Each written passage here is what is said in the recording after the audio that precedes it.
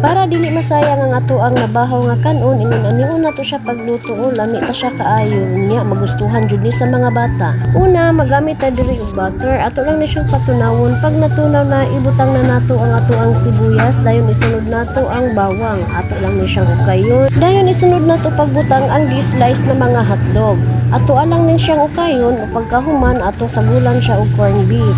Mix it well para mag-well combine. Then, ipadaplin una. Then, mag-add ta diri og gamayng butter para lutuan sa itlog para dili lang siya magdikit sa ato ang kaha. Then, i-mix ni mo tarong para mag-well combine. Pag okay na, isunod na nato pagbutang ang ato ang nabahaw nga kanon. Ako na ni siyang gidugmok para dali lang siya nato ukayon. Mix it well. Dayon timplahan na nato sa pampalasa sama sa tuyo ug oyster sauce. Din nagamit ko diri og UFC Fanchow rice mix. Mix it well para mag-well combine o para mabalance ang ato ang pangtimpla nga gibutang sa kanon. Pag okay na, garnish with spring onion.